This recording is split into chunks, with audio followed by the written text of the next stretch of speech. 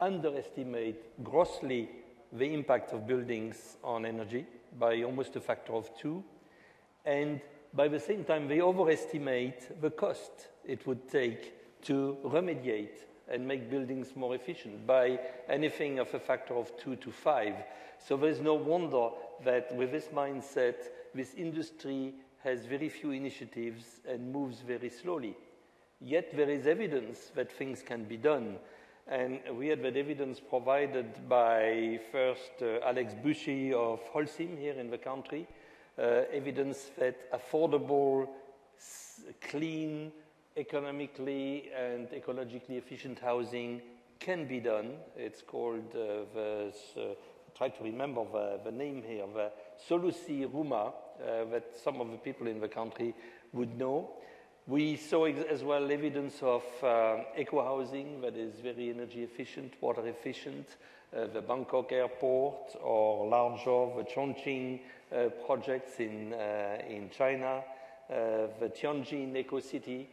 And they all come to one principle, which is integration of design. The more you integrate all the features of a house, and particularly make the envelope as efficient and as energy and resource conserving as possible by orientation, by the choice of material, and then after those passive structures, you add in the best environmentally friendly, water efficient, energy efficient appliances, and you add to this features that make the users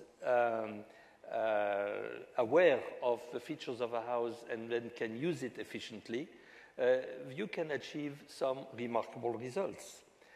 More, and this was brought in particularly by the Carbon project, Caroline Baylis, expanded that and saying it's not only the integration of a building, but if you look at the integration of the whole site, and you look at mobility, water management, waste management, you can even go to larger improvements.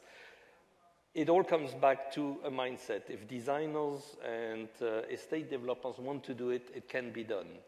However, it doesn't happen by itself. I think you cannot, and this was again coming back to the World Business Council study, market forces will not create the change at the scale, at the momentum desired. You actually need intervention. Business doesn't like the word intervention, so I'll use the word stimulation. You need a set of stimulants that have to come from public policy. And one size doesn't fit all. We're about 7.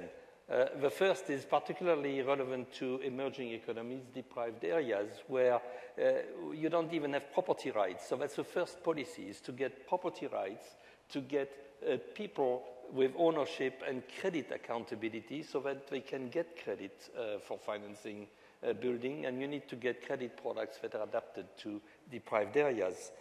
The second stimulation that is general in any market is you need to tighten building codes. You need to tighten them towards efficiency objectives. This needs to be a process. It cannot be done overnight. If not, you have a lot of resistance, but you have to have a process which looks out at the targets and then gets people to move by ever tighter labeling schemes as well as permitting schemes. If you can do labeling schemes like in Europe now that have an impact on the transactions, which give a benefit for efficient housing when you rent or you acquire it, and a penalty when you rent or acquire it for inefficient housing, you can get movement in the market. Another mechanism to get movement in the market, quite unanimously by all the participants in the workshop, is reinvestment pricing for energy and water. If you do subsidize below market costs or below real costs, and particularly below real reinvestment cost, the price of energy, you are not going to foster efficiency. You are going to foster wastage. Beyond price signals, you can as well get into permitting processes that advantage through speed and faster access to market the products and the projects that are most efficient. You need more consumer-friendly technologies because it, again, you know, the most efficient house will not deliver its promise if people keep the lights on all day and cool the rooms too much, as most of us have been suffering from here. You have to create awareness through sort of dashboards that are consumer-friendly and give some alarms when you exceed certain levels or when you forget to switch off certain appliances.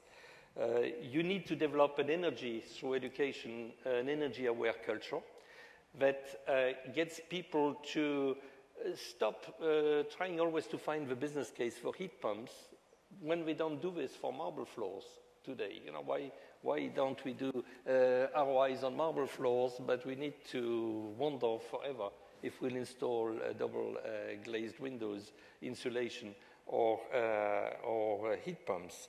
And finally, another point is you have to educate the total supply chain, the various craftsmen and workers in the supply chain to be aware of the latest technologies, and particularly the most difficult nut to crack is retrofitting of buildings, you know, which is quite often, like in this city, 98% of the building stock is already in place. There's only about 2% new build every year. So you need to get those new competencies of craftsmen who can deliver integrated technologies that retrofit buildings with appliances, with insulation, etc.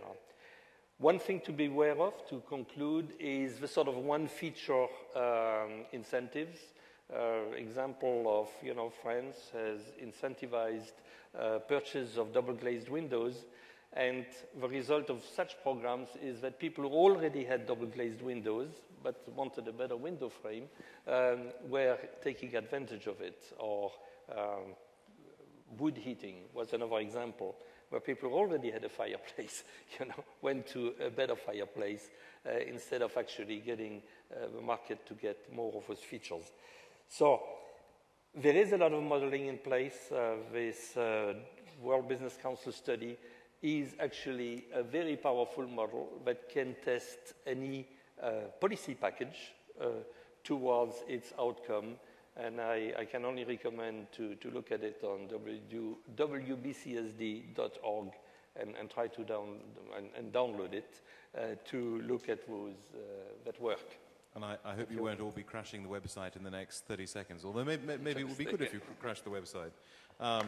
Thank you very much indeed, Claude. I particularly like the emphasis on, or rather the idea that there is an underestimation of the effects of the housing stock, but also an overestimation of the remediation costs, because of course what that means is there's a massive opportunity. Can we, now, Rod. Yes. Good evening, good morning. Our group talked about technologies and new business models for maintaining forests and their biodiversity values. So we talked briefly on the kind of smart technologies that can play a role here. These include the new remote sensing technologies such as Google Earth and GeoWikis that can help monitor the state of the forests. These include new technologies for traceability of commodities and wood, so we can tell whether they're coming from well-managed forests or forests under threat, work with isotope technology, chips, and other devices that help with tracking. And thirdly, we talked about smart sensors that can help with better irrigation and fertilizer by monitoring soil conditions in plantations and agricultural crops and so on. So we talked for a little while about technologies, but mostly we talked about business models. And we recognized that there were very good business models for looking after forests, everything from payment for environmental services to forest certification to various practices that reduce the impacts of logging or agriculture. But while all these business models were there, in theory at least, or in practice, across the board they are undermined by lack of land tenure, uncertainty over spatial planning, regulations that are in conflict, so we don't have the basic enabling policies for these models to work. And as a result of that, in many parts of Indonesia, for example, we end up with a kind of frontier mentality, where everybody's trying to get what they can while they can, There's a massive discount factor on any kind of future value. So there's no kind of